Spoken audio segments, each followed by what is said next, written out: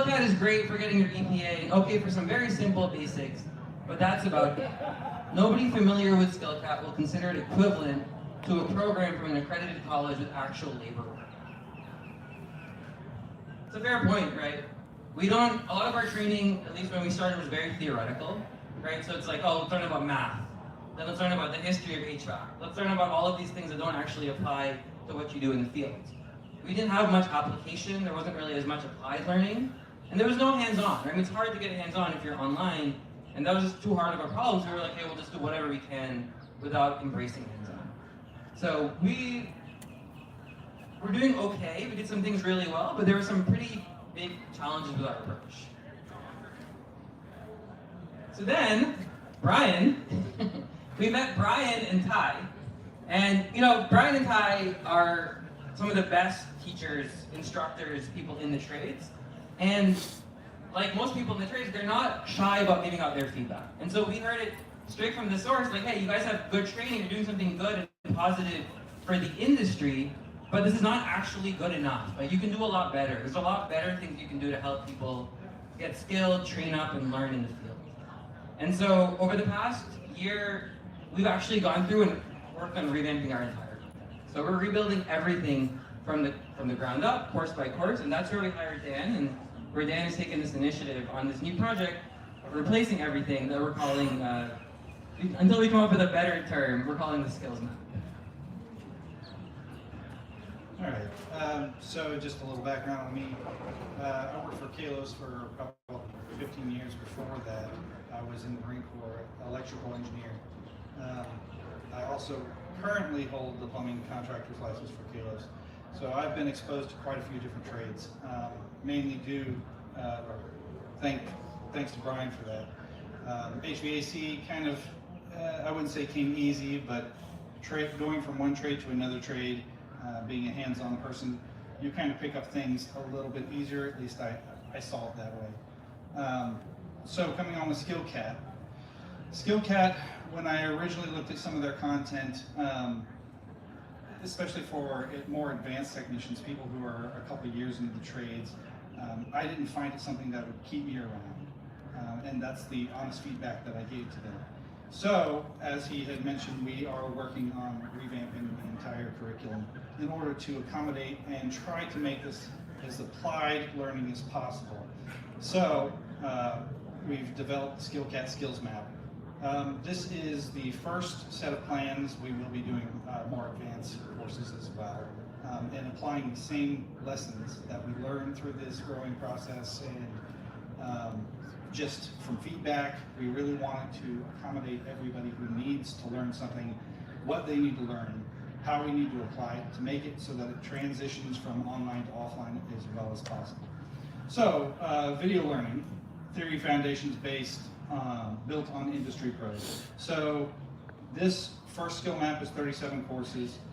It's got 9 applied activities, and it's been through human review. So applied activities are layers that we are adding on. I don't know what the next slide is. Yeah. So let's follow along with this. Skill maps, 3 core pillars, applied curriculum. Every lesson connects directly to real-world tasks, theories taught in context and not in isolation. Hands-on practice and career progression. So let's start with the applied curriculum. Okay, so the old way was just to watch a video. Usually the videos were something from YouTube, or maybe they were just still images. Take multiple choice questions, get a certificate, never touch equipment.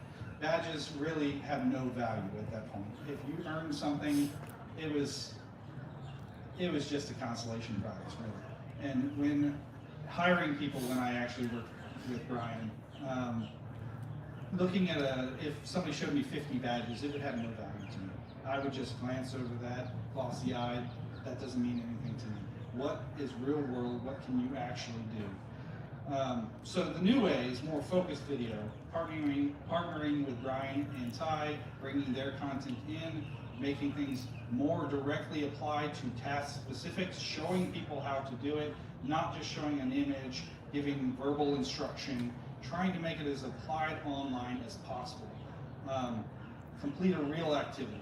So in this first phase, we're not doing real activities for every course, but for instance, so when we're discussing maybe P-traps, now we are actually requiring an offline P-trap construction. So maybe we'll supply them with 20 inches of PVC, some 90 some Ts, some glue. You know, you want the new learning technician to leave the lid off and kick it over accidentally in their own home, not in your garage of a customer. So this is a place for them to make mistakes, but also we have to pull back a little bit, not allowing them to hurt themselves.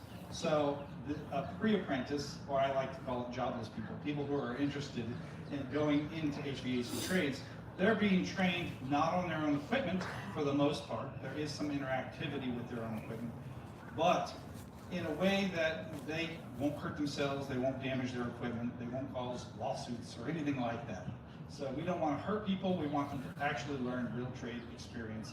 And if that involves us sending even a kit or something like that in order for them to get experience testing a capacitor, that's what we're going to do. We're not going to say, yeah, we'll go outside, take the condenser panel off, and you're going to check your own equipment. That would be a disaster. So, along with that, submitting video proof and photo proof, and getting human expert feedback. So there's going to be proctors who are actually grading them on these offline activities, trying to transcend from online to offline.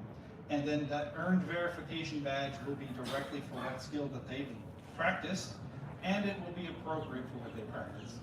Green tech, PVC construction, trap construction, something like that. It's not going to be something that it has no value behind it, like what I felt that online courses actually applied before. Let's just get a badge for watching a course about somebody doing maintenance and talking about it. So I think we have a video with this one.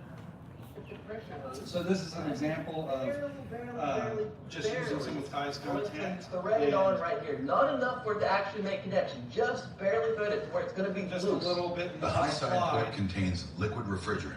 However, manual low-loss fittings let you loosely connect the high side hose so that only low-pressure vapor and not liquid refrigerant can escape, enabling controlled purging. Then what I'm going to do is I'm going to open up my high side connection on my manifold gauge set. Now I've connected the blue side, the yellow side, and the red side all together. That low pressure vapor is now going to push across this manifold gauge set. We couldn't do that before with the automatic low loss fittings, but now with the manual fittings, I can fully purge and clean across my manifold gauge set. I'm purging through this hose. Once I open this valve right here, that low pressure vapor only refrigerant is going to be leaking out of this connection. Notice it's only low pressure vapor coming out. So that's a lot safer to work with than it would be if it. So, as I had discussed before, you can probably play this video while I'm talking. So toolkits. So part of, I'm focusing on green tech because that's obviously where we're starting. I didn't even actually like the term green tech to begin with. I didn't understand it. I like to call them unemployed, you know. So pre-apprentices, people who actually want to do this job.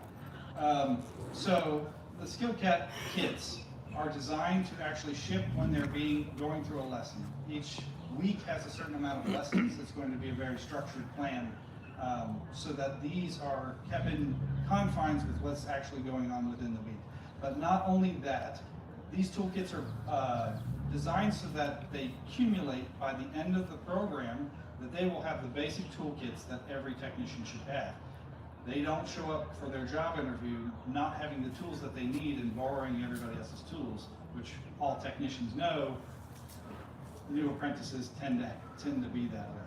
So this gives them not only a hiring point, it puts them through a basic course that mainly the first courses are about retaining information. So it's going to be about communication. It's going to be about customer service. It's going to be about identifying parts.